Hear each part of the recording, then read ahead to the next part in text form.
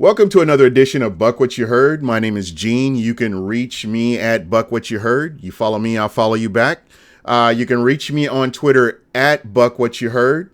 I'm pretty random, and I know you'll see posts from me that don't the tweets from me that don't make any sense, but that's just it's just who I am. I'm having fun, and right now, speaking of fun, we are in the throes of free agency.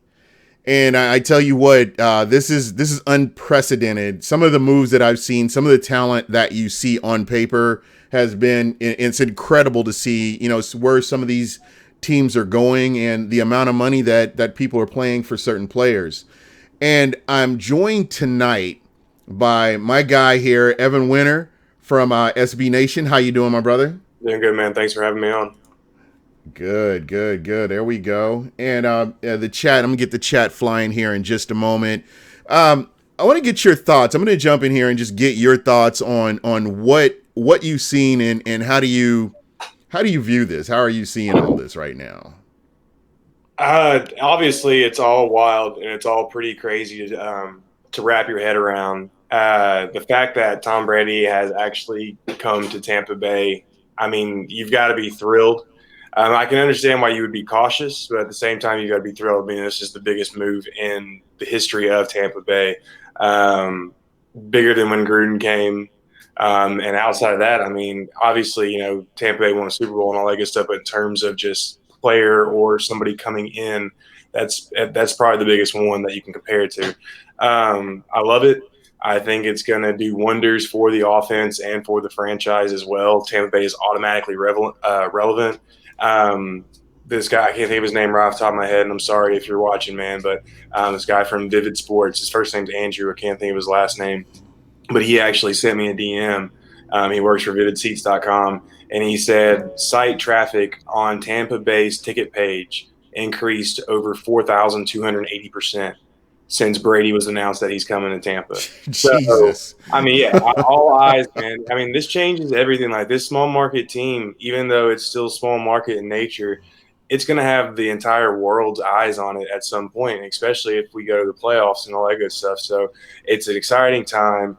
Like I said, automatically relevant, automatically NFC contenders. It's a big deal, man, and I can't wait to watch it unfold.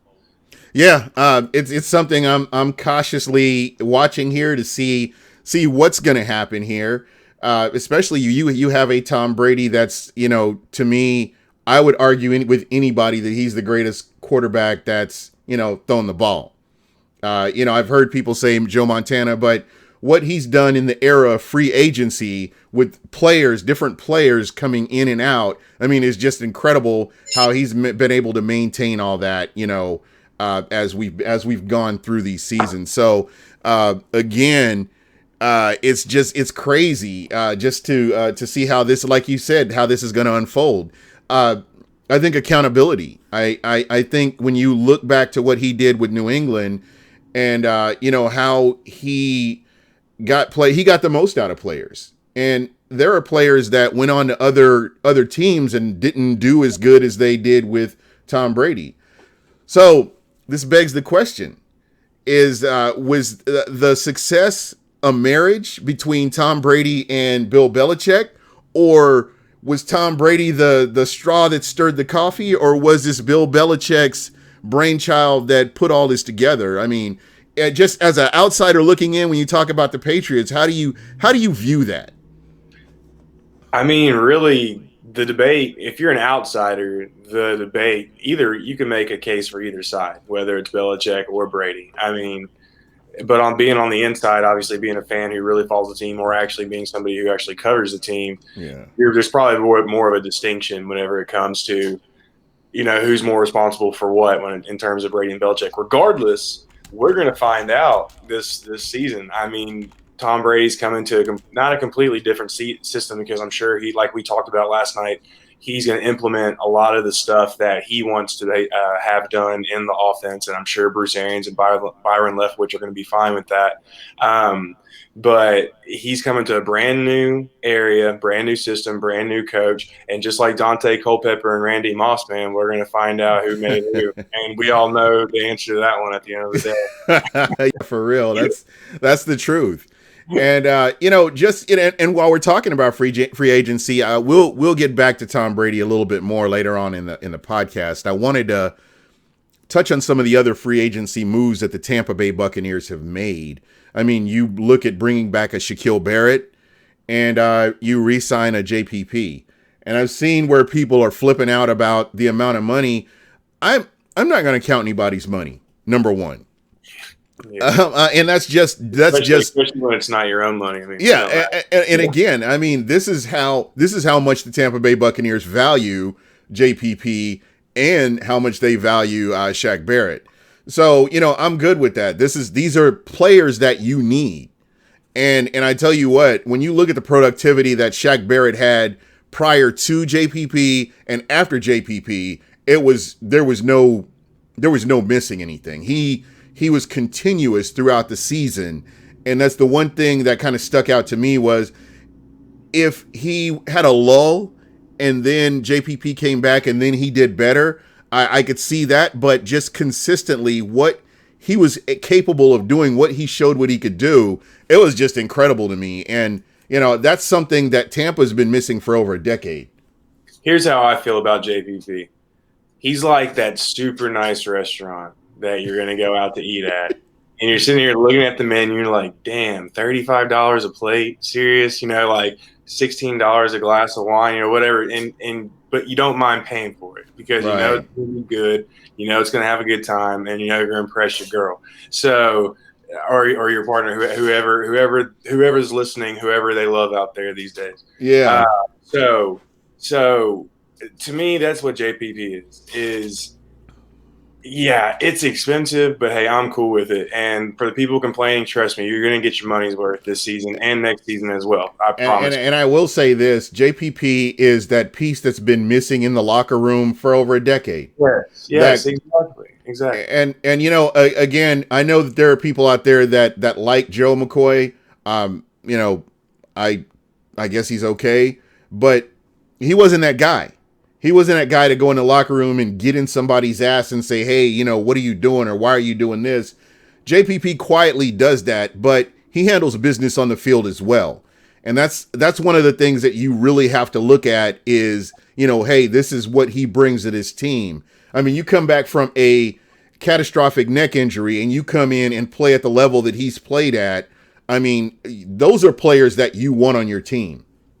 20 and a half sacks in 2 years, man, in 24 games? Yes. So, I mean, it's just he's awesome, man. And like you said, absolute team leader. And even DeMar Dotson spoke to Scott Reynolds in one of his articles not too long ago talking about how the culture has changed in Tampa Bay. And he would know he's the longest tenured Buccaneer on the roster currently. So, technically he's not on the roster, but you know what I'm saying. Yeah. So he would know more than anybody. So really exciting to hear this type of stuff. And him and Shaq, the more I think about it, I wanted them to sign Shaq to a long-term deal just because he deserves it. And all these guys deserve to get paid, but especially him for betting on himself and doing what he did. But now that they've signed Tom Brady, I'm okay with seeing, obviously the roster is going to be built around the next 2 years with Tom Brady. Yes. Shaq's going to be there for one. And then next year, if he plays well this year, then go ahead and sign him. He'll be there for the year, and then he'll be there for a few years after. But as long as the Bucs are playing for the next 2 years, so I'm okay with them franchising him right now. I've kind of come around on that. Yeah, I think he's earned it. I mean, if you've watched the podcast last year, I was excited to have him. I said I want to see what this guy can do because of who he was playing behind and what he did at Denver. You saw flashes of that, and you know what? He answered all those questions this year, and I expect to see more out of him. And while we're talking about free agency, there are still a lot of holes that the Bucs really need to address in this offseason, and I'm just wondering if we see a lot more of that in the draft. I love what they did last year. You had a lot of 1 year contracts, guys that came out to prove what they could do. Example: Shaq Barrett, Brashard Perryman. Just players that have come in and played and shown what they can do. Um, do you see something similar from like last year was quiet? They didn't have the Bucks did not have the cap room to do what you would have thought they would have done, but I think that they were frugal and they got players that could come in and they made the team better than the previous year. Is this something that you would see them doing again this year? Just guys that are kind of off the radar that can come in and make plays and help this team win? Definitely. And I think that's going to be their MO, if not to resign a couple of guys first, like your Rashad Perryman and Dominic Sue, perhaps. Maybe those guys will be willing to take a little bit of less now, now that Brady's on board. Spot Rack has Tampa Bay at $60 million in cap space left remaining. Now, obviously, you take out like about 7.3 for that for the draft class. That's what they say. And then about 3 million, something like that. So take about 10 million off the top of that 60 million, which gives you 50. And this still doesn't account for Tom Brady. So you're looking at probably after Brady's cap hit, I'm going to say it's probably going to be around 25 million, let's just say. You're looking probably around $25 million. And I don't know if that includes JPP or not as well. So the Bucs have anywhere between $12.5 million to about $25 million to realistically spend. And hold on, it's pulling up right now, so I'll be able to see if. Yeah. And JPP is not included in that, so you're looking around $12.5 to $15 million that the Bucs could realistically spend in free agency. Now that means that they could definitely come out and perhaps give one player a big deal. I doubt it though. Like you're saying, I think they're going to sign some guys, $4 or $5 million deals, maybe a little bit less, and that way they can start rounding out their roster before the draft. I think you're on. I think you're absolutely spot on with that. Yeah, and it worked last year. I love what they did. I mean, you had players in there. They sprinkled in some players. I mean, you have your pillars of that defense. You talk about a JPP, you talk about a Vita Vea, you talk about a Levante David, and a guy that I'm so looking forward to is Devin White, just to see how he makes that next jump from rookie to his sophomore season. So. He's one of those guys that I'm looking forward to. But you see the pillars of your defense right here, and you're able to bring guys, sprinkle some guys in here, and get them in there, and you want to find the guys that are that fit for this defense, because I promise you this. With Tom Brady coming, you have Chris Godwin, you have Mike Evans, I know you're going to get a running back. I don't know if it's going to be through the draft or through free agency, but you're going to shore up that running game as well. I'm sure they will get some offensive linemen as well, but that defense is vital. It is vital to get a solid defense. They just have to be average, to be very honest. And I think that's where I think they'll go above being average just based on the level of talent that they have if everybody can stay healthy. That's one of those things that I'm watching closely is the defense. Where are they making moves on the defense? How are they upgrading the defense over last year so that, they don't get off to that slow start and they're able to get this going really? Yeah, and with the secondary having another year under their belt, I mean, 100. It's going to be a lot of fun to watch. This is going to be a fun, especially the front seven. If they bring in Dominic Sue back and maybe even Kevin Minter, as long as if they bring the majority of this front seven back, obviously Carl Nassib will be gone. Yeah. Then they're going to be fierce, man, and it's going to be a lot of fun to watch. I'm excited. And you know what? You mentioned Kevin Minter. I talked about him on your show last night. I love Kevin Minter. I love what he brings to the team, and he quietly goes out and handles business.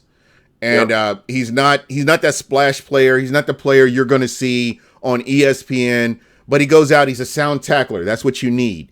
He's a guy that's not looking to make plays that, you're going to see on ESPN, but he's a sound tackler. He knows his job. He plays in his role. He plays within himself. And those are the kind of players you need on this team to go along with your Levante Davids, your Devin Whites, if they re-sign Ndamukong Suh or Vita Vea.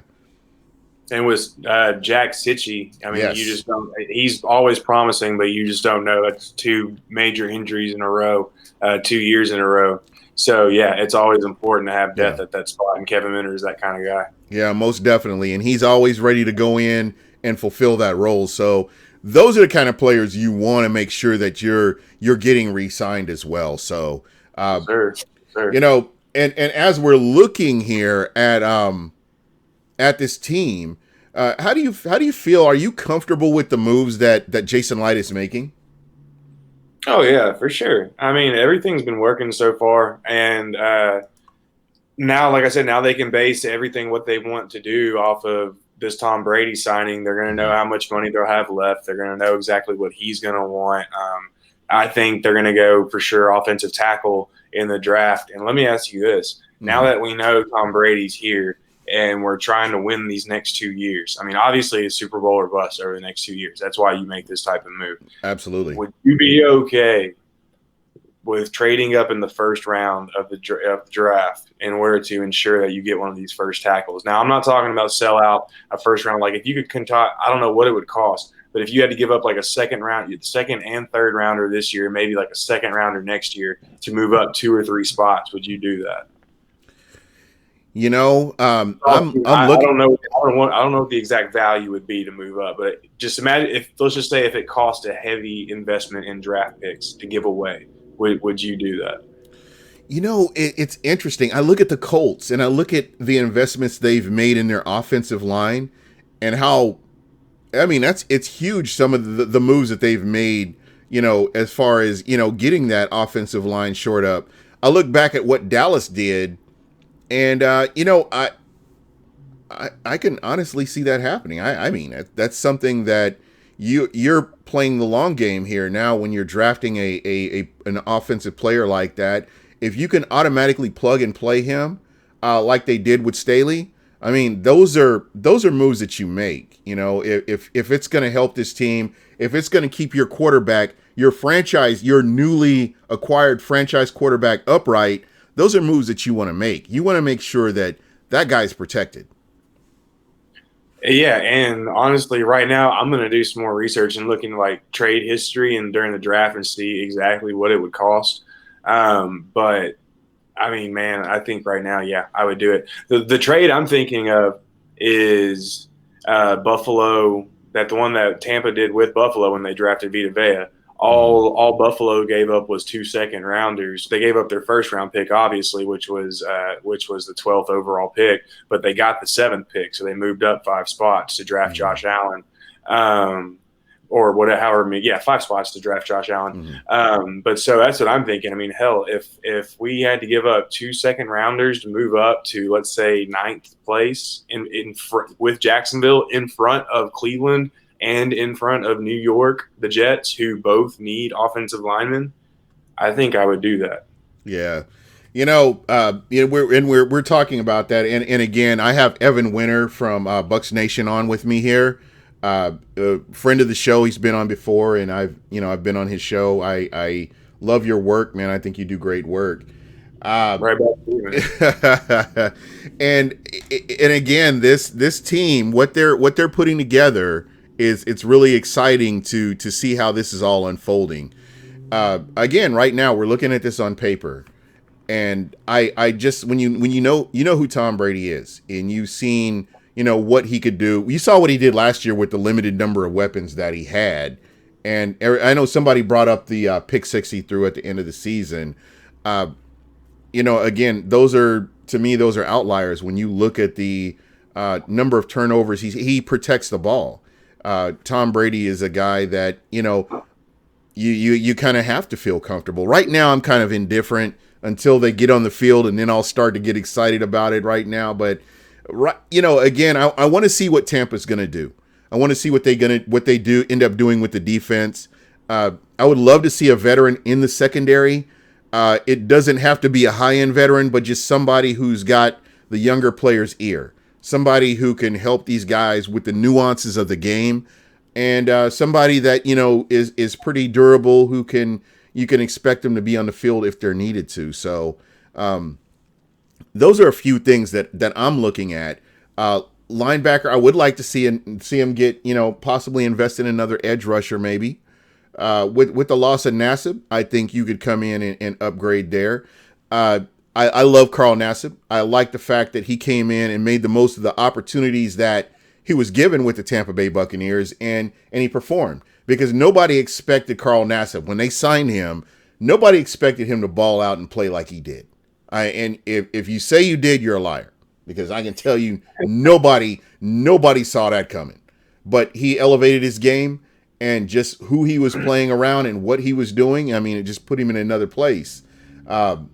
Again, when you look at where they've gone and where they are now, bringing in Vita Vea being 100% healthy and coming in and showing what he can do, another year of the NFL under his belt. I mean, he's a cornerstone of this defense, and just players like that.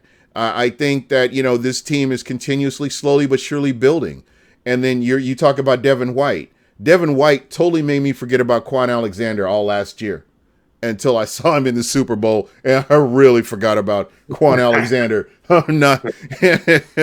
I'm serious. I know a lot of people were like mad that he was gone. I forgot all about that. And I'm like I said, I'm happy with a lot of the moves they've made. I really wish they would have brought Carl Nassib back. I think he's going to be one of those guys where the defense. Yeah. I think the defense is going to be good next year. Mm-hmm. I don't know if it'll be as good as it was towards the end of the year, it was rated top 5 by Football Outsiders by the end of the year. But they total in the whole entire year. We know at the beginning of the year this was not a top 5 defense. So nice and good selection, by the way. Yeah, that Florida cracker, man, it's good beer. There it is, man. There it is. But so I think Nassib's going to be that kind of guy where this team might lack a little bit in the pass rush department. I don't know if they're going to get 47 sacks again next year. And people are going to be like, well, where was that little bit of extra edge that we saw last year? Well, that's Carl Nassib, and he's gone. And to your point, you make a valid point here, and this is where I'm talking about Jason Light finding that guy that can come in here, 1 year prove it contract, that he can come in here and fill that hole or possibly upgrade from a Carl Nassib. Because I kind of go back to what I was saying, man. Nobody saw Carl Nassib come into Tampa and doing what he did. Nobody saw that. No, 12 and a half sacks over 2 years, and he was really, really integral part of stopping the run. You think Anthony Nelson's going to take over, which he was hurt. If he can stay healthy, that's the – Yeah, exactly. Yeah. He was hurt, so we don't really know exactly what he can do. So I'm with you. They need to bring somebody else in on the edge to give Shaq and JP a break every now and then. Yeah. Because you want that relentless pass rush. Matthew Kitchell in the chat, he said Anthony Nelson is Carl Nassib. So basically, basically. Yeah, I mean that's if you had to clone them, I mean that's exactly what would come out. That's the hope is that he does it. But man, with Vita Vea, I think he's the guy to watch for this year on the defense. I mean, he is just ready to explode. It just seems like he is right on the precipice of just that dude scares me. I'm not even gonna lie, man. I mean, absolutely terrifying. As big as he is, man. If I had to go, I mean, it's unreal. He runs down tight ends and running backs, and I'm like, yeah. I'm not wanting to be on the field with this guy. He's unstoppable at most parts during the game. So I cannot wait to see what he does in year 3. And then all he's going to do is free things up. And he's not a 2-gapper. Todd Bowles' defense, even though it's 3-4 base, it's not a 2-gap. We all know this by now. It's a 1-gap. Yeah, 1-gap. But even though he's a 1-gapper, he's still going to free stuff up for Devin White because people are going to have to double team him either way. And even when they double team him, he'll still beat the double team most of the time. So, I mean, this front seven is going to be absolutely fun to watch next year. And when you go one more step back, taking into the secondary, I'm right there with you. They need a veteran back there. Tony Jefferson is really intriguing, but man, I just don't know. Yeah, I'm not 100% sold on that move, man. Right, to be honest, he's more of a strong safety than he is a free safety, and I feel comfortable at strong safety with Isaiah Whitehead. Yeah. And I know Mike Edwards is more of a free safety, but he doesn't really have that range that you need in a Todd Bowles defense to really be a free safety. So I consider him kind of a half breed. Yeah, kind of a high. He's that hybrid. He's that hybrid player. He'll play more of that robber role and stuff like that. But the Bucs need a true free safety, and if they could find one, man, I was really hoping Anthony Harris. I mean, they're saying that the Vikings just want a mid-round pick for him, and the Bucs have an extra fourth-round pick. Now, I don't know how the contracts work, but like we're talking about, if we're planning over the next 2 years, it would be worth it for the Bucs to find a way to work him into the salary cap. Bro, And dude, they're if they got him, it would be unreal. The potential would be unlimited. You know, and you mentioned that I've been looking at some of the moves that have been made over the past few years, and I look at moves like Kenyon Drake. Could the Bucs have grabbed a Kenyon Drake and brought him? Yeah. You know, and just what the Cardinals gave up for this guy was minimal, and what the returns on a Kenyon Drake is just like, whoa. They hit him with the franchise tag. I mean, yeah. So that's, they would have been stupid to let this guy get away. Right. I don't know. It's wild how stuff like that works out, man. Yeah. I mean, it's just crazy. You just sometimes you think you got it all figured out, and then life just and we really don't. I mean, I know you watch game film. I watch game film, and you have to take that times 100 when you consider the game film that coaches and general managers and scouts are looking at, and they're looking at these players, and it's not just the plays that they make, it's the tendencies, it's the things, the lack of tendencies that they have. They look at everything, and it's we probably miss, I would say, 80% of the stuff that they're seeing, you know. So that's kind of where I'm at, you know, and I don't want to overstep my boundaries here, you know, when you talk about a general manager. But you know, a guy like a Kenyon Drake, he would have been an ideal fit for the Tampa Bay Buccaneers. I really believe. Certainly, but you know, I have faith in Rojo. Oh yeah, and again, let me preface this. Let me get this out here. I love Ronald Jones. What Ronald Jones did from his rookie season to the next year, I wish they would have committed more to the run. I understand the situations that they were in, and they couldn't commit to the run. But I expect Ronald Jones to make another leap this year, and he's another Buccaneer player that I'm going to be watching for. But you almost have to do that running back by committee. He's not the bell cow. You want to change your pace back, and I know that some people are like, no, that's old or that's antiquated, but it works when you have you look at Alvin Kamara and Ingram when they were together, and how that worked out. You've got two totally different running styles that worked. And, you know, again, you want that running back who can catch the ball. And I'm not taking anything away from Ronald Jones because he has nice hands. Very underrated on his hands. And it's kind of where when I think about him. So I know they're going to move on from Peyton Barber, but I'm really interested to see, you know, who do they go with? Who do you roll with? Do you bring in a Melvin Gordon? Is that too much money to bring somebody like that in?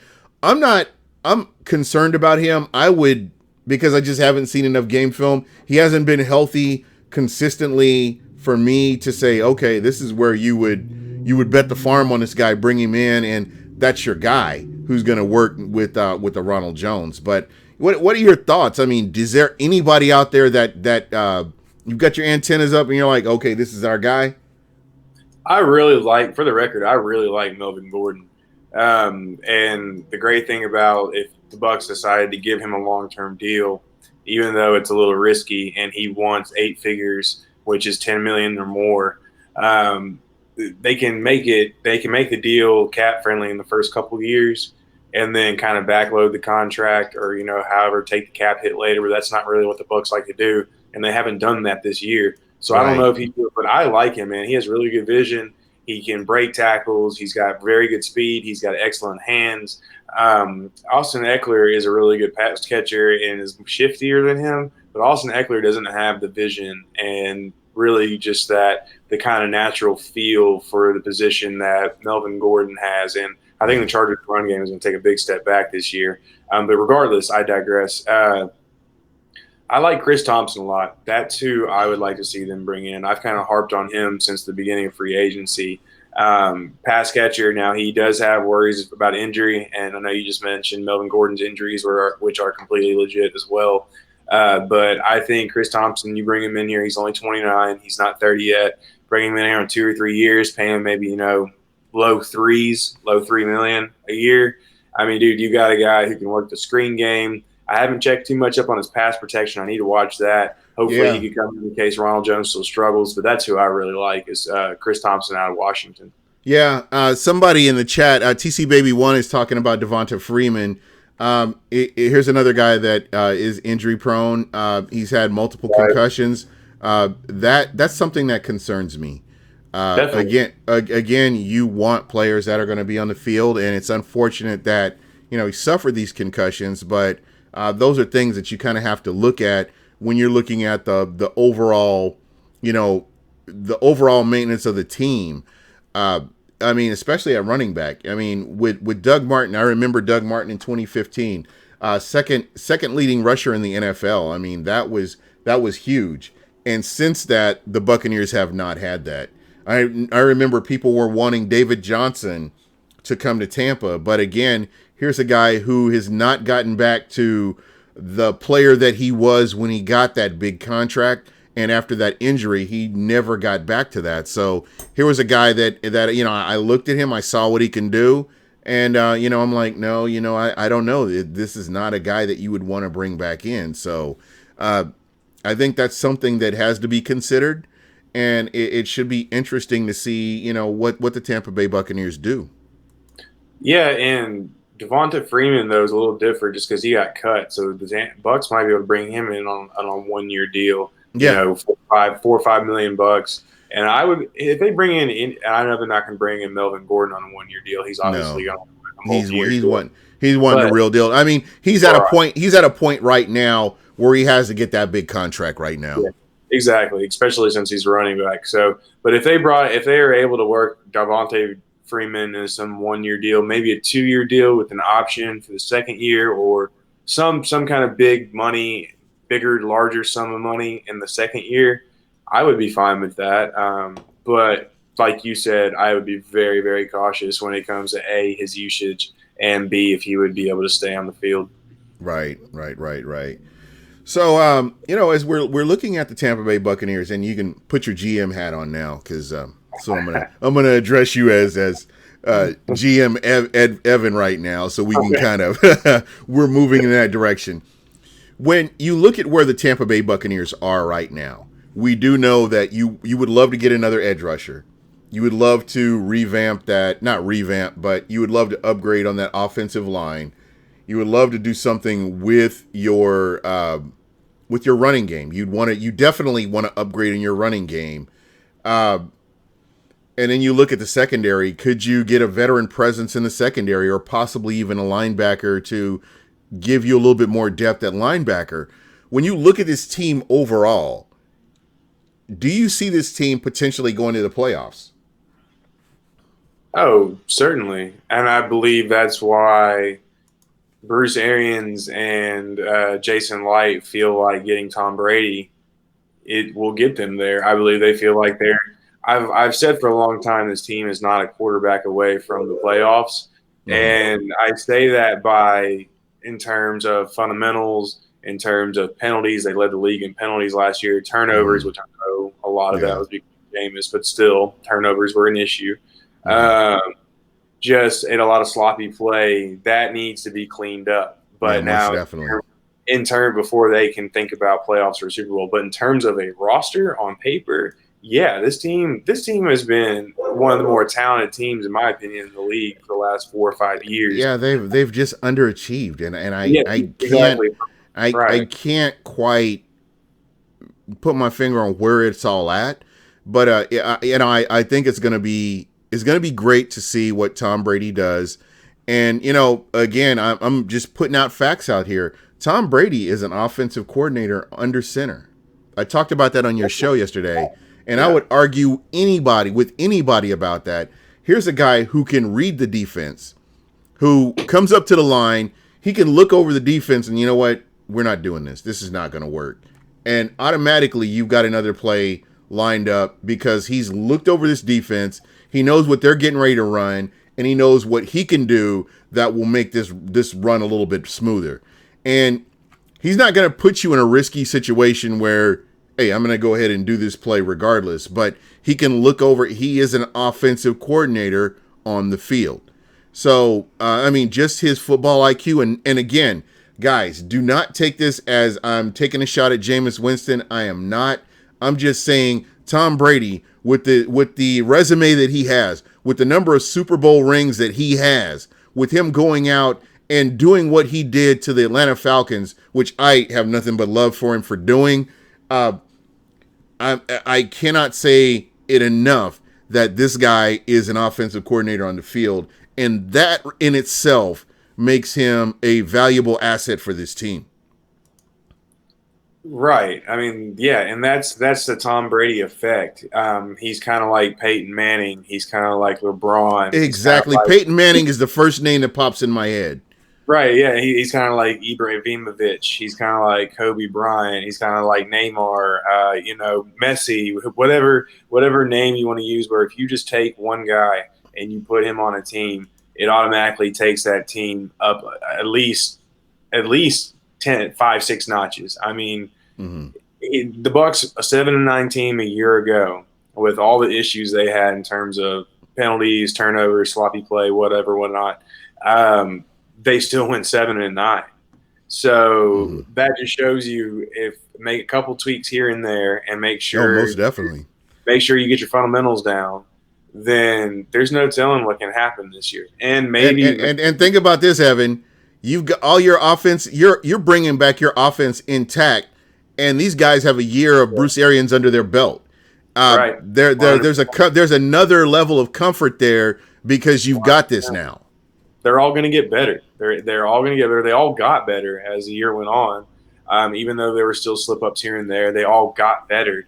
And especially with the defense too, it's another year under Todd Bowles' defense. Everybody's going to know how to read their keys better. 100. Everybody's going to know what to expect of each other better. Everybody's going to be. It's all going to make a difference. So if they can just take that next step and everybody stay healthy, of course. I mean, that kind of goes without saying. But as long as they can just do the right things and take that next step, it's going to be a fun 2020. Yeah, most definitely. There was some conversation about the Bucs not being able to beat the Saints. I want to put this out here, guys. Prior to Jameis Winston getting here, the Saints were waxing that ass. I mean, the Bucs could not beat the Saints. When Jameis Winston got here, they at least split. They never they have not, the Saints have not swept the Bucs after Jameis Winston got here. So last year they did. Yeah, up until last year. Right. But prior to that, that's kind of what you saw. So, you've got a lot of guys that are this year are going to be showcasing themselves. David Villanueva brings up a great point. You're talking about Chris Godwin. He's about to get paid. I don't know if the Bucs can re-sign him like they did with Mike Evans, but this guy, I don't care where he goes, he is a legit wide receiver. He's an underrated wide receiver. And some clown on Twitter was talking about who Tom Brady was going to throw to in the slot. And I could not. I had to retweet this only because of the comments, the flame that he got for that stupid ass comment that he made. If I don't know something, I'm not going to get on this podcast and talk about something that I'm not 100% confident that I know what I'm talking about. But you've got these guys, you've got former GMs, and there's a reason they're former GMs and they're not employed right now just based on some of the stupid stuff they say. But I will say this, this team can do a lot. This team can take a leap just based on this. But again, I'm excited. I'm reserved. And I'm good to watch and see what this team does as the season progresses. We're just getting started with free agency. Just getting started. Yeah. It technically just started today. Yeah, and that's the kicker. You got to take a deep breath. You got to take a step back, let's see what this team does. Let's see what they do. What Jason Light has been able to do over the past 2 seasons. I've been good with. I've been really good with it, and I honestly believe that it's going to continuously get better. Do you think Tom Brady comes to Tampa Bay if Bruce Arians wasn't here? No, not I'm even right close. Not even close. Just think about it. We are literally okay. So I started writing for Bucs Nation in 2018, right? Uh-huh. I started with week 1 of 2018 was Derek Carr and Ryan Fitzpatrick. Week 1 of 2 years. 2 years is going to be Bruce Arians and Tom Brady. I mean, just what the hell happened? Like, what? I mean, and honestly, the whole Bruce Arians getting hired last year is. I think you can attribute a lot of that to Jason Light. Oh, for sure, man. For sure. Bruce mentioned that's one reason why he came, or if not the main reason outside of Jameis, which, we saw how that turned out. But, I mean, he mentioned Jason as one of the main reasons why he came. So, yeah, this is huge, man. And honestly, the Bruce Arians hire last year is what opened my mind to the possibility of the Tom Brady signing. And lo and behold, here we are, man. It's I'm glad you brought this up because me, I am no problem admitting that I was wrong, and I'm gonna come out here and say I was wrong. I was 300% wrong about Tom Brady potentially coming to Tampa. I rolled my eyes. I'm surprised they didn't roll to the back of my head because I was like, yeah, what the fuck ever. It's one of those times where you're happy to be wrong. Though. You know what I'm saying? Like if I think Tampa Bay is going to lose a game and they end up winning, yeah. I'm so happy to be wrong in one of those times. You know. I mean, that's the whole thing, man. I mean, that's what it's a Bucs life. I mean, you just don't know what's going to happen. Maybe not anymore. Maybe not anymore. We shall see. Most definitely. And with that being said, I want to kind of get away from the Bucs just for a little bit here. And I've got my NFL draft tracker up. This, I mean, and guys, I do want to take a moment to say, please be careful out there. I know some people don't believe, with this pandemic that's going on. This is the real deal. I lost a friend of mine in California, and this is legit. This is a serious problem. So please take care of yourself.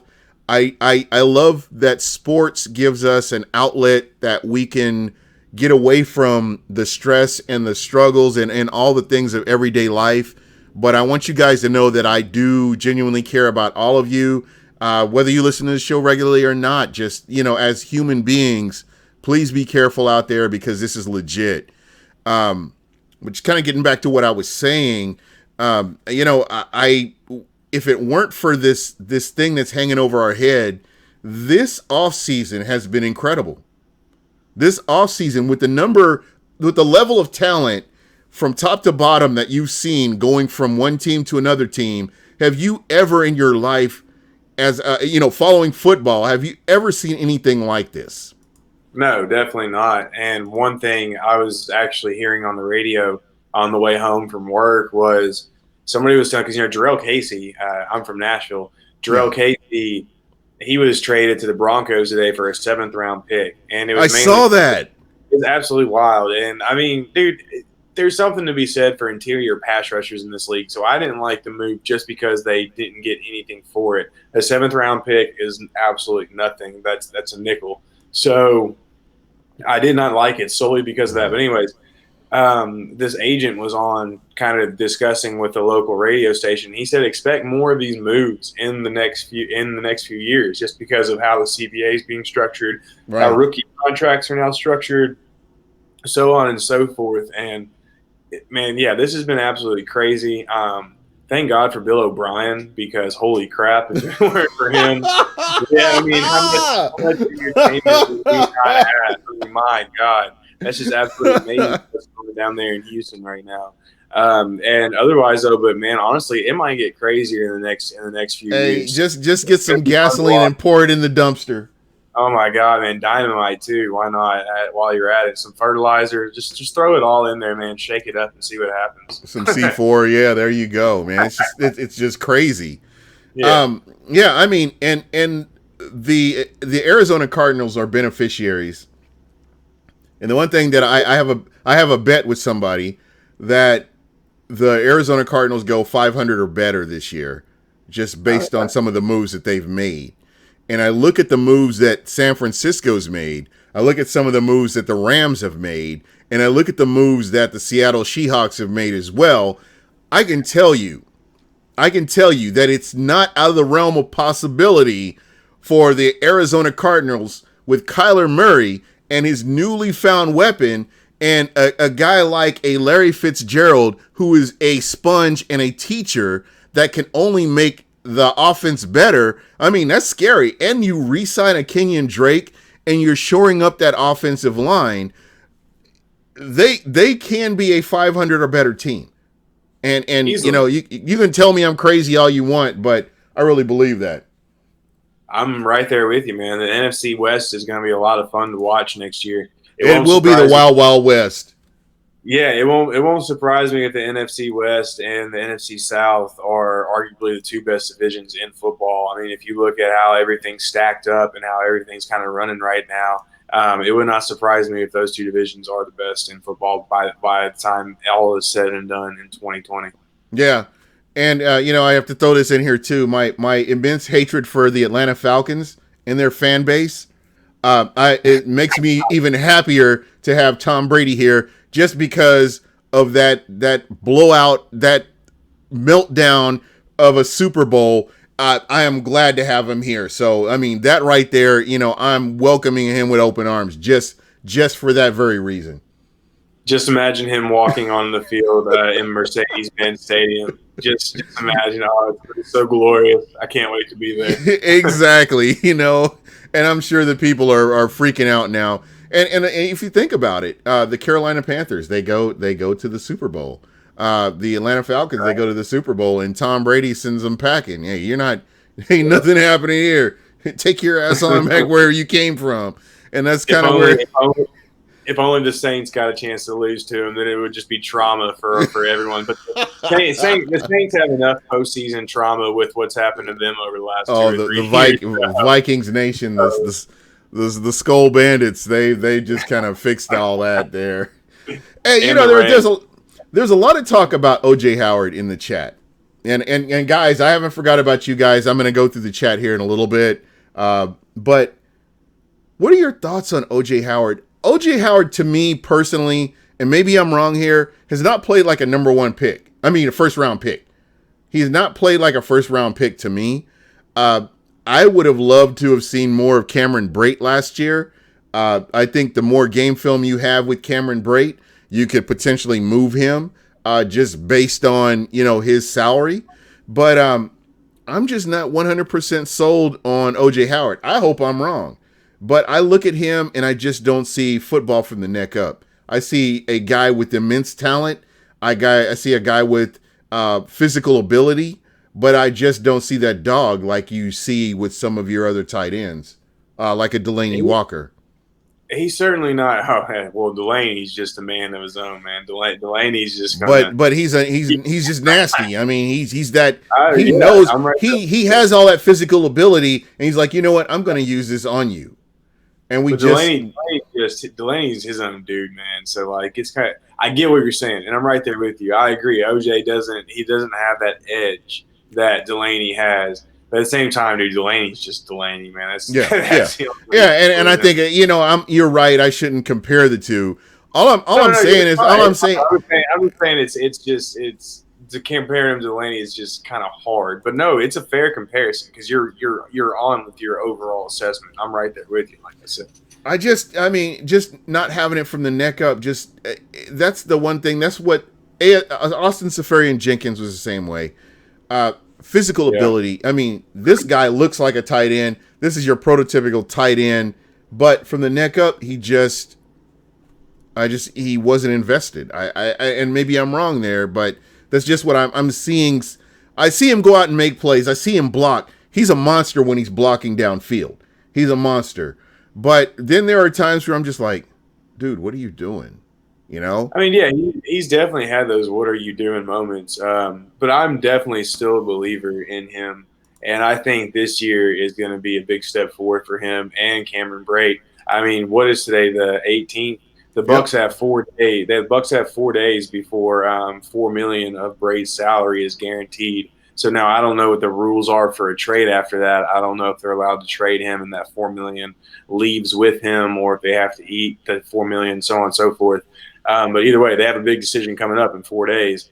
Mm-hmm. But man, I think this year you need to give him definitely the benefit of the doubt. Let him Mm-hmm. try to work it through, because we know how much Tom Brady loves his tight ends. And the last time Right. he had two good tight ends was Aaron Hernandez, unfortunately, Yeah. and Yeah. Rob Gronkowski. So, and we all saw what happened there. So I mean, and then he didn't have weapons like Chris Godwin in the slot and Mike Evans on the outside at that Yeah. point. So I mean, this is, don't get me wrong. Tom Brady's played with Gronkowski. He's played with Wes Welker. He's played with Randy Moss. He's played with Julian Edelman. They're all really good. And Randy Moss is my favorite player of all time and the best wide receiver of all time, in my opinion. Yeah. But in terms of of a collection of weapons at once on the field in the He's never same had year, this. this is the best, because this is the best set he's ever had. 100%. Mm-hmm. Um, Amazement 717, longtime listener, is asking, does Perryman come back? I personally do not think. I think you're looking at another Adam Humphries kind of deal. I like what Perryman did on the back end of the season. However, the amount of money that he's asking, he's not going to supplant Chris Godwin. He's not going to supplant Mike Evans. I mean, he's the number 3 receiver. That's plain and simple where we are with this. And maybe if he asked for less money to stay, I mean, again, we're looking at the Tom Brady effect. Would you stay and play in Tampa just to play with the greatest quarterback that ever threw the ball? Or is this something where you need to go out and make your money, or you need to go and play for a team that's an instant contender? When I look at, Yeah. Sorry, go ahead. real quick, when I look at Perryman and he was drafted by the Baltimore Ravens, and it just didn't work out for him. Number one, you had a lot of injuries. He couldn't stay on the field. And just when you look at his overall productivity, it just wasn't there in Baltimore. Then you see him go to the Cleveland Browns, and you've got a solid quarterback. I don't like Joe Flacco. I think Joe Flacco's in the right place at the right time. Joe Flacco is a newer version of Trent Dilfer to me, and I'm not impressed. So I don't put a lot of that on Perryman. I put a little bit more on the quarterback and what he was able to do, the lack of chemistry. If you go back and watch game film, there was zero chemistry between Flacco and Perryman. Zero. So, again, what I saw from Jameis Winston with Brashad Perryman and how they worked together and they developed that chemistry on the back end of the season, I know that this guy has talent, and if he gets in the right system and gets with the right quarterback, I mean, they could do some damage. But again, the amount of money that I think that he's going to be asking for, I just don't see Tampa doing it. Spot Rack had him at 8.8 million, which is obviously just way too expensive. That's number two. That's number 2 receiver money right there. Yeah, right. Unless they, like I mentioned earlier, they find a way to make the cap hit low in the first couple of years. Which then again, like I said, that's what the Bucs don't like to do. So it looks like he's on his way out. The only reason he stays in Tampa is to take a lower amount and play with Brady. I personally don't blame him if he takes a larger deal. Like you said, the guy's been injured most of his career. He's had a lot of up and downs. So, man, take the money and run while you can, because you don't know how much longer you've got, and you don't know if 100%. this type of success is going to continue at all in this game. So I would not be upset if he decided to take a deal somewhere. And I think he goes to the New York Jets. I think Robbie Anderson is going to want too much money. Somebody else is going to pay him what he wants, and then Brashad Perriman is going to replace him in New York. Yeah, most definitely. And AB is not coming to Tampa, just for anybody in the chat that's thinking AB is coming. AB never know. AB would come to Tampa, and I'll say this, man, if I'm wrong, I'm wrong. AB will only come to Tampa if he buys a ticket to a game. The only way this guy is coming to Tampa. So just keep that in mind. You know, I see people talking about, and I've been seeing this all day. AB's coming to Tampa. No, he's not. You've got Mike Yeah, Evans, you've got Chris Godwin, and AB is not coming to play in the slot, or he's not coming to be that other he'd be receiver. outside. He would be on the outside. Chris Yeah, Godwin's a slot. absolutely, absolutely. But now So, they could change up because Chris Godwin can play the outside too. So oh yeah, I mean, he's there's a filthy, lot. and he's physical. Physically, he's filthy on the outside too. Right? Yeah. So I mean, there's a lot you could definitely do. That's gonna be something. It's gonna be something really interesting to watch. And I don't want him here, but if the Bucs bring him here on him, like I just said with can't remember who we were talking about earlier, but on the 1 year deal. Oh, Devontae Freeman. Yeah, If the Bucs bring him in on a 1 year deal, let's say 8 million bucks, with like make it 10 or 11 after incentives, then I don't know, man. I I don't know, don't know. man. But again, and this is my Might be okay with it. this is my only thing with AB. AB has not Oh, been right. AB has not been right mentally since that Vontaze Burfict hit. I If get you go it. back, 100%. if you go back and look at that Vontaze Burfict hit that he took, at almost immediately after that hit, AB has not been right mentally. The moves that he's made, the decisions he's made, I would argue that that was like it changed his whole trajectory of where he could have gone just based on that hit, that dirty ass hit that he took.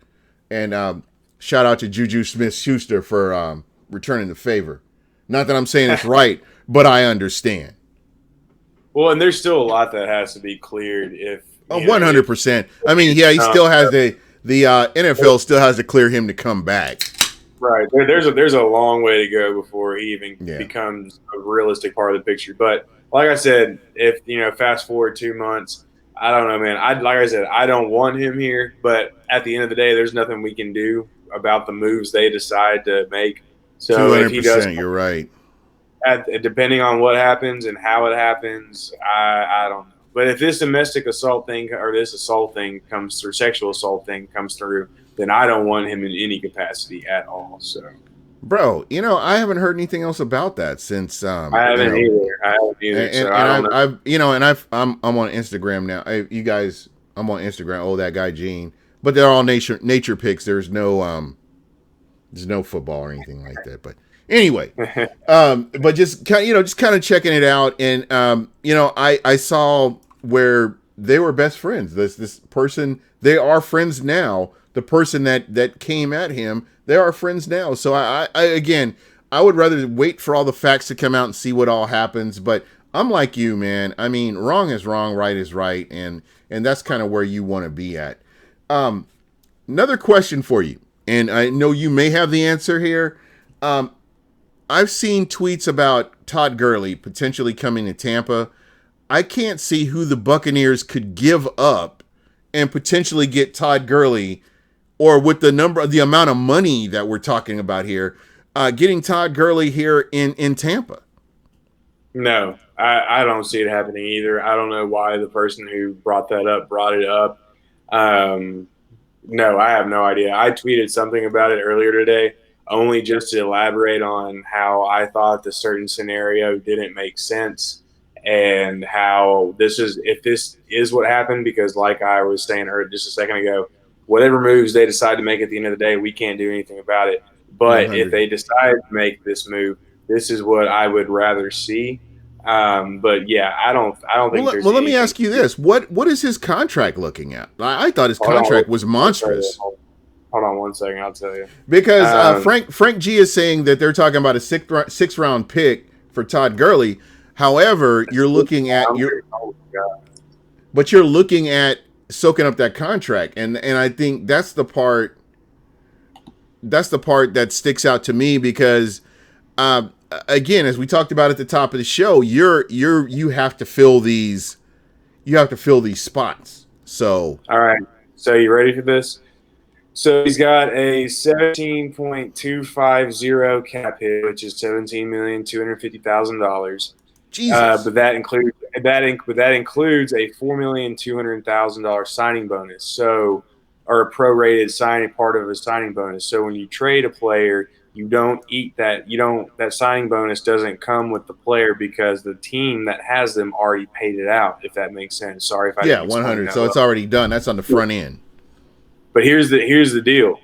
His 2020 salary fully guarantees on March 20th, 2020. So that would be a $5,500,000 base salary and a $7,550,000 roster bonus, which equals a grand total of $13,050,000. So you're looking at a $13 million cap hit. And if he is traded before March 20th, then obviously all of that money is guaranteed and that becomes his official cap hit. So you're looking at $13 million. That's crazy. Yeah. So And yeah. So and and and I, and I still have questions. I still have questions about his health. I still have questions about right, his knees. right.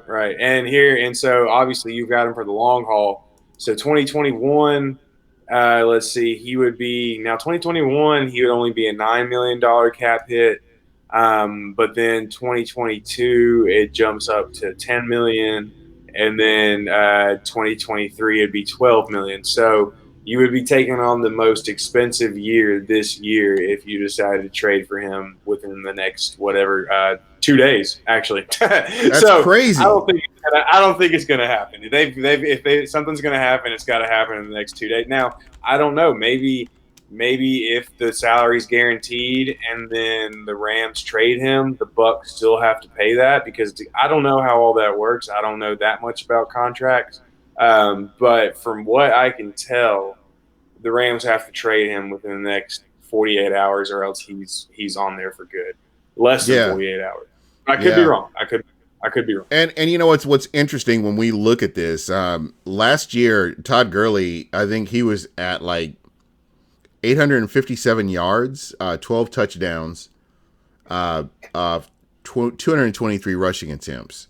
So again, I'm just wondering if that knee is something that he's still recovering from. I don't know if you remember when Darrelle Revis came to Tampa. He was still recovering from that really bad knee injury that he had, and he just was, to me, he was just not the same. When he got here, I think basically when he was here, he was actually recouping from that knee injury. He was nowhere near 100%. And just what I've seen from Todd Gurley last year was there was the explosiveness that he had in previous years. You didn't see it. It's kind of reminded me of like a David Johnson, how David Johnson was, where he had that monster year, then he got injured, and then he never looked the same as he did. He never regained what he was in that year, in the years that he had those really good seasons. So again, you want somebody that's consistent, and guys, I think that's what we really need to be looking at. Somebody who's consistent, like you put him with a Ronald Jones. I think that's going to help this team. That's going to be huge for this team. You get somebody that can stay on the field all the time, somebody who can go out there and do what he needs to do. So, just the observation for me. We know And somebody who's consistent is Peyton Barber. I don't think he's missed a start for the Bucs, if I remember correctly, since he became a starter. And if I had last time I checked, he still wasn't signed yet. So yeah, I mean, if he comes back at the right price, I wouldn't mind him taking the second running back spot behind Jones at all.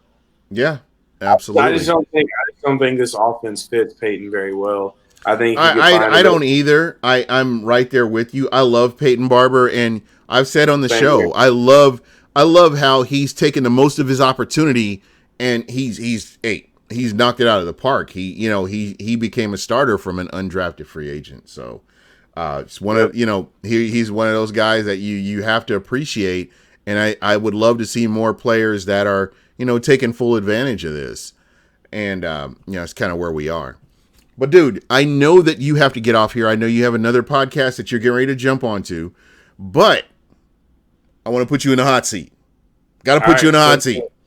strap me in. Let's go. All right, we are almost ready to roll. Let me get 60. Let me get 60 seconds on the clock here, and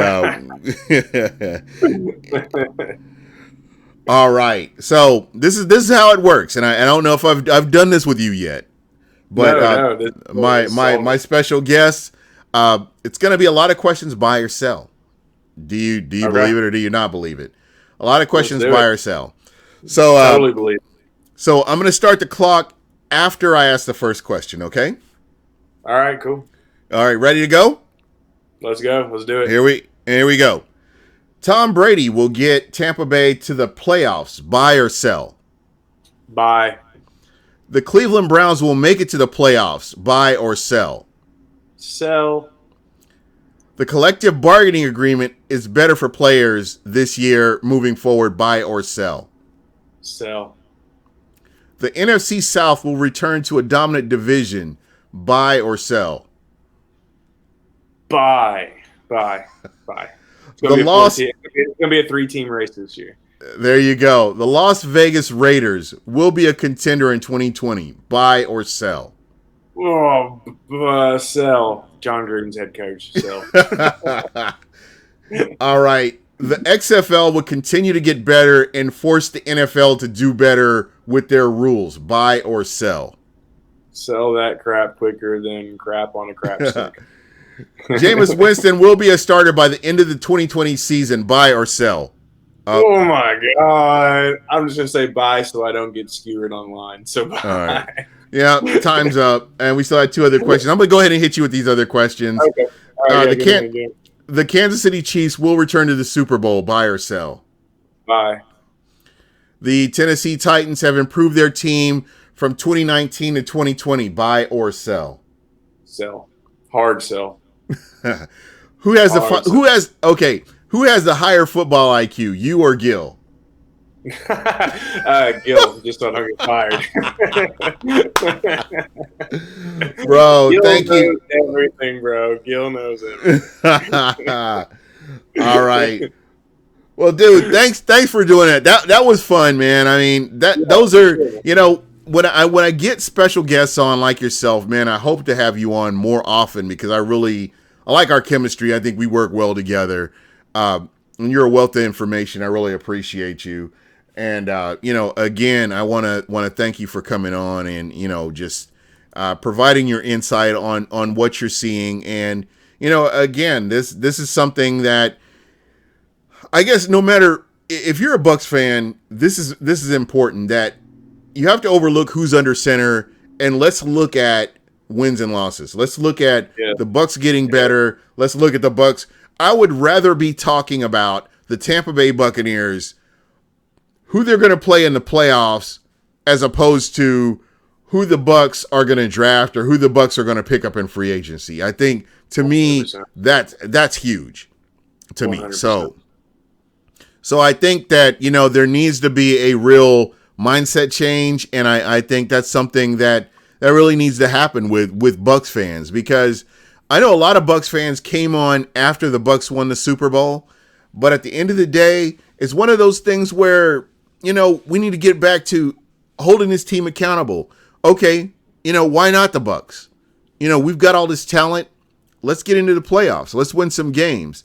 And I think with the collective bargaining agreement, with some of the changes that they've made, I think it's a little bit simpler right now for the Bucs to get into the playoffs, just based on the changes that they've made. So, again, right now where I'm at, I'm glad to see Tom Brady here. I'm a huge Jameis Winston fan, regardless. But at the end of the day, it's about the Tampa Bay Buccaneers getting to the playoffs. It's about the Tampa Bay Buccaneers winning and going deep into the playoffs. So that's just one of those things for me that I want to see what they do. I want them to be better than where they were the year before. I'm sick of underachieving. I want to see this team do well. I'm excited, man. I can't wait to see what happens. And I'm right there with you. Winning is what's most important. And that should be on deck in 2020, but we'll see as the season progresses. Most definitely, man. And again, it's just one of those things where they have to do better. They have to. I mean, we've invested. I mean, as a Bucs fans, from Jason Light starting to the present, we've invested over 5 years of our lives into this team? Oh, 25 years for me. No, I'm just talking about Jason Light. I'm just giving my, yeah. And to me, it's time to start seeing our investments pay dividends. I mean, fans deserve it. Season ticket holders deserve it. I mean, the listeners, the people who listen to my madness every week deserve it. So it's just one of those things that the Bucs have to do better. They have to, put themselves in a position to win. This is what's important right now is making sure that happens. So, again, I want to thank you for coming on, and I know with your commitment to Bucs Nation, I know it's kind of difficult, but I would love to get you on again, and anytime that you're able to do that, I would be more than happy. I love Bucs Nation. I would, I'd be more than happy to have you represent them or whatever we need to do, but I love your insight, man. I appreciate you coming on. Yes, sir. And you're always welcome to play in my backyard as well. So, we're gonna make that happen, man. And North and South podcast, baby. And yes, guys, sir, if you get a chance, tell everybody about your podcast, please, because I think that everybody needs to know about it. It's something that everybody should be watching, to be honest. Yeah, man, North and South podcast. I'll be coming out with a couple new episodes this week, actually. There's a lot to talk about right now. So I've got a Twitter handle, but I'm not very good on Twitter, so I don't really run it too often. But just be sure to check it out on iTunes and all that other good stuff, and wherever you can find other podcasts. And it's a lot of fun. I actually got season 2 starting this week. Have a lot of changes from season 1, so it's gonna be a lot of fun, man. But I appreciate you having me. Sure. Hey, no problem, Evan, man. And maybe, who knows, maybe I may end up having my podcast on your network. That would be kind of awesome. I don't know. Yeah, who knows? Who knows what can happen? But anyway, my friend, thank you so much. I know you have to jump onto this other podcast. And, I'll let you, if you want to, I'll let you go ahead and get off. And I want to make sure I shout out everybody in the chat because, the one thing I will say about my podcast is the guys that listen, the guys that are in the chat are as important as I am, if not more important than I am, just because I feel like everybody deserves to have a voice. So I'll definitely be on a few more minutes just kind of going through that, but I know that you have to jump on another one, so I'm good if you have to jump off. All right, man. Well, I appreciate it big time. All right, brother. Thank you so much. And you will see more of Evan Winter from Bucs Nation on Buck What You Heard, so just look for that. And you'll hear more of Gene from Buck What You Heard podcast. Most definitely. All right, man. You take it easy. Later. All right. So guys, thank you so much again. I really appreciate everybody, in your posts, on the show. I really want to make sure that I shout everybody out. Let me see if I can clear this up here. Okay, so Frank G, longtime listener, XLU Garvey from Twitter. I haven't seen you on Twitter lately, brother. Sean Castillo, oh shit wins. Sup everybody. I'm just kind of going through the chat. David Villanueva, Demand. Let's see, Antoine Cates, who's always great in the chat. I appreciate your input all the time. Lane Johnston, longtime listener. Will the Brewer, what's going on? Callie Buck. Callie Buck is always on here, and I can't tell you how much I appreciate Callie Buck. Shooter in the Stash, my arch enemy, my arch nemesis, and anytime that I can steal or pillage cartoon photos from Shooter in the Stash, I will, just because I don't care about it. So is one of those guys. Matthew Kitchell, longtime listener. I appreciate you. TC Baby 1. I really hope that, and because I had a guest on, I'm really sorry that I couldn't get more to your questions or concerns. But as I'm rolling through here, I'll make sure that I get to your questions and get to answer some of your questions because, like I said, it's very, very important to be able to do that. And we had a lot of Rex Dillon, Eric Hardnett, who goes hard in the chat always has some positive things to talk about, and we always get to those questions as much as we can. Amazement 717. Here's a guy that Amazement 717 has been here since the beginning of Buck What You Heard. So he's either a glutton for punishment or he likes what we do. So that's always appreciated. Again, everybody else, Frank G, just Gaming Papa, what's going on? Again, this is exciting times for the Tampa Bay Buccaneers. When I mentioned earlier, we talk about the pandemic and all the things that are going on. I appreciate sports. I appreciate football. Being able to talk about something that gets your mind off of the crazy events of the world right now. And honestly, we all need each other more than ever right now, just with everything that's going on. So again, thank you so much. I will try to get I tried to get a listener on last week, but for some reason the link wasn't working and we were having issues, but I haven't given up on that. Again, if you are following me on Twitter and you want to get on next week, hit me up and let's see what happens, man. Let's see if we can make this happen for you guys. Cause I believe that it's important to get your voices heard. Eric, do you think Tom Brady will end up wearing number 12? Yeah, I actually believe eventually that'll happen. So I think that's something that, it's a foregone conclusion. You're talking about the greatest quarterback who has ever played in the NFL. And, hey, that's his number. So I can 100% see that happening. So we'll just kind of see. What round should we target a quarterback, since I feel that we will need a future quarterback down the line after Brady? I could see 2 or 3. I mean, honestly, I could see round 2 or round 3 as a potential spot for a quarterback, depending on who's available. I think you want to get that shored up and get that person, taking mental reps behind the greatest quarterback that's laced him up. So most definitely.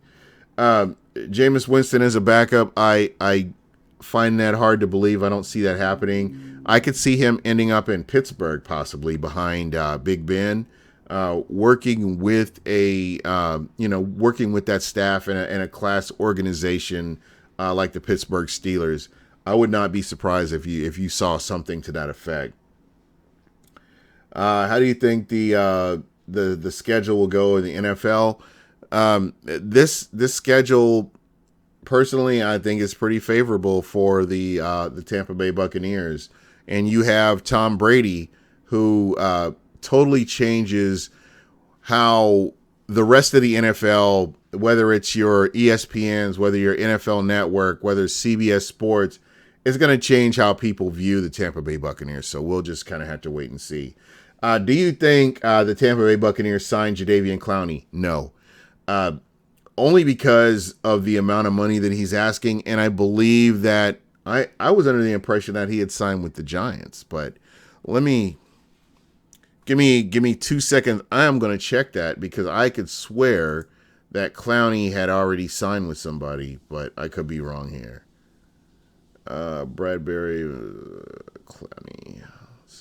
No, he hasn't. I guess he hasn't. But no, I just don't see Jadeveon Clowney as a good fit for the Tampa Bay Buccaneers.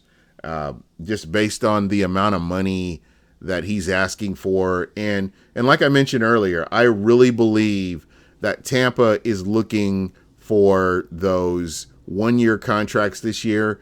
This is win now, so I can see them, the players that end up playing the best, you can bring them guys back and they can fit into the scheme a little bit better. But I just don't see Tampa doing any more than that. I think Tom Brady was the biggest contract signing that they have, and I think you bring in some people that are role players, and they will help this team win as they go along. So definitely something to consider there. I want to make sure that I'm just kind of going through your chat here just to make sure I'm not missing anything. But guys, thank you so much. I really appreciate everybody's input. I'm starting to get back into it. Hey, Gaming Papa, you're absolutely right. I talked about that earlier on in the show. You need to keep your quarterback upright, and let's see what happens. Uh, Personally, and this is maybe a hot take, I think Sue comes back. I think just seeing everybody that's come back with JPP, getting to play alongside Vita Vea, you've got Shaq Barrett back. Why not bring an Ndamukong Suh back?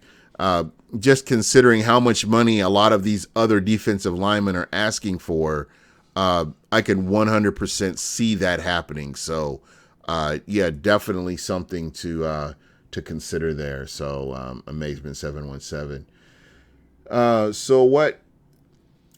So Frank G, I think one of the bigger ones is not no longer testing for marijuana. I think you're looking at a 17 game season. I think you're going to see another team added to the playoff, the wild card, getting into the playoffs. So a lot of interesting things that they've added to the CBA. I know it's kind of split when you talk to certain veterans as opposed to younger players and how they feel about the CBA. So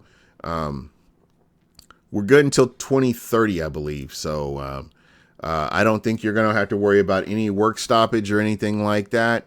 And I think that it's going to be smooth sailing from now on. So we needed the biggest obstacle right now is this coronavirus right now.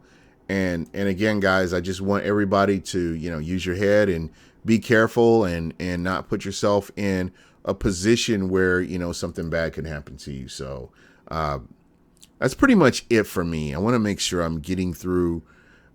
And guys, I don't know if you noticed, but I got the chat back up so that you can actually see your chats on the on the recordings, and I think that's going to continue moving forward. I did get that fixed, so we do have that going.